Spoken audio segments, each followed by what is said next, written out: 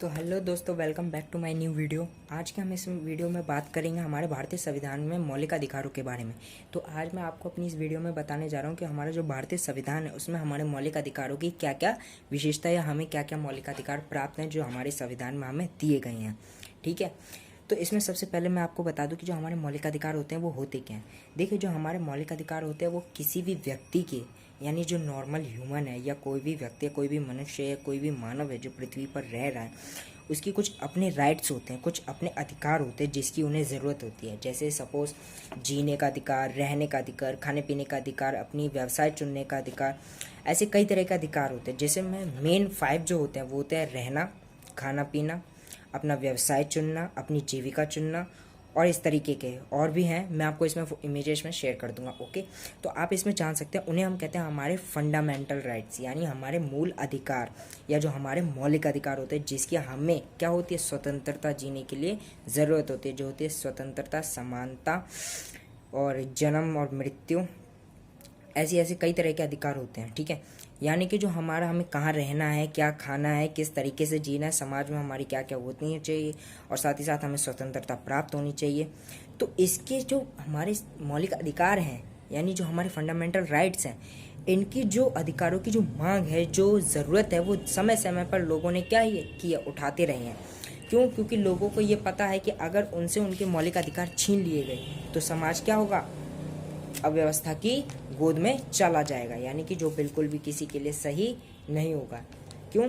इसकी वजह यह है कि अगर हमें हमारे मौलिक अधिकार प्राप्त नहीं होंगे तो हमें ये नहीं पता होगा कि हमें क्या करना है, किस तरीके से रहना है, किस तरीके से खाना है, किस तरीके से जीना है या क्या करना है। ठीक है, तो जो दूसरा व्यक्ति है वो हम पर क्या करेगा, अपनी ज़बरदस्ती, अपनी जोर ज़बरदस्ती, अपना अंकुश, अपनी ज़बरदस्ती, अपनी मन मर्जी, अपनी सब कुछ जो उसकी मर्जी होगी वो हम पर चलाना शुरू कर देगा। और इसी वजह से क्या होगा, हम उसके क्या हो जाएंगे, स्लेव्स, यानी हम उसके गुलाम बनकर रह जाएंगे।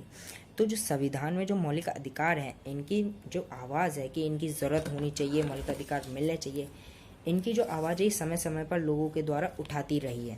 सबसे पहले इन्होंने इसकी जो मांग की थी वो थे हमारे पंडित जवाहरलाल नेहरू, जिसका नाम था मोतीलाल नेहरू समिति के द्वारा इन्होंने अधिकारों की घोषणा पत्र की मांग की थी। आपको याद आया, जो मैंने आपको पहले बताया था, सन 1928 में जो नेहरू जी थे उन्होंने मोतीलाल नेहरू समिति के अंतर्गत एक ऐसी अधिकारों की मांग उठाई थी जिसकी सभी लोगों को जरूरत हो, अधिकारों के घोषणा पत्र की मांग उठाई। अब इसके बाद बात की गई है कि जो हमारे संविधान में जो मौलिक अधिकार हैं उनको जब शामिल किया था वो थे हमारे संविधान के 44वें संशोधन के जरिए।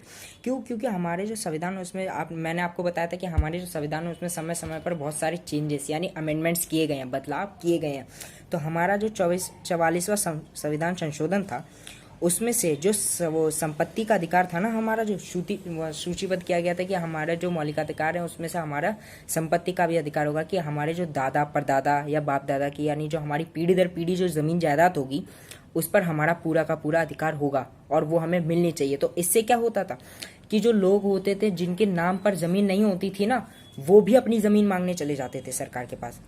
कि अब जैसे सपोज 8 लोग हैं लेकिन ज़मीन उतनी नहीं है, तो वो क्या करते थे, सरकार के पास जाते थे या न्यायालय में जाके केस कर देते थे कि नहीं भाई हमें और ज़मीन जायदाद दो।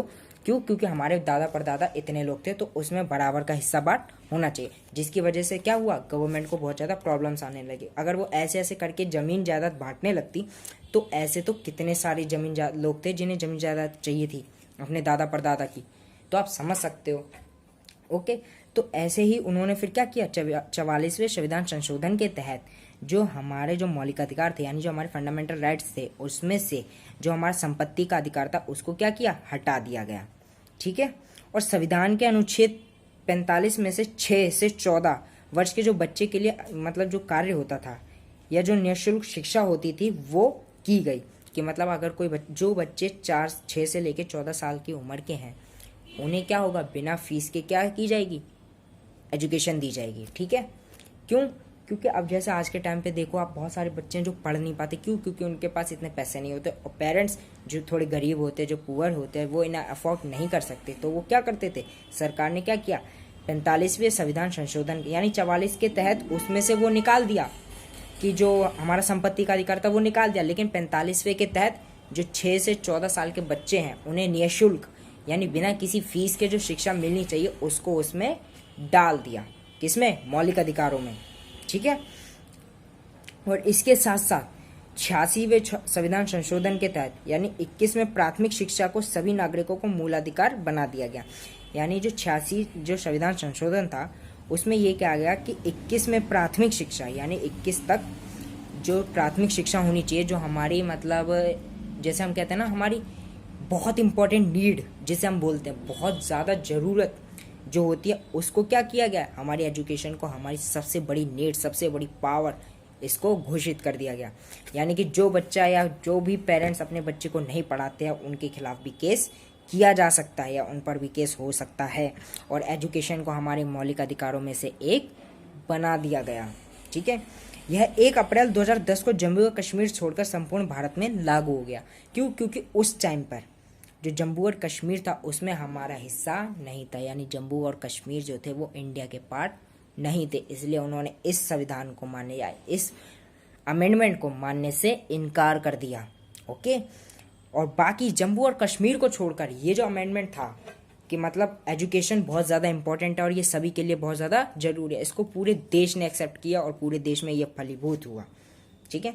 तो आज के लिए यहीं पर, नेक्स्ट वीडियो में मैं आपका टॉपिक खत्म कर दूंगा, okay. Thanks for watching this video. अगर आपको कोई सवाल है तो आप मुझसे पूछ सकते हैं कमेंट बॉक्स में, ओके।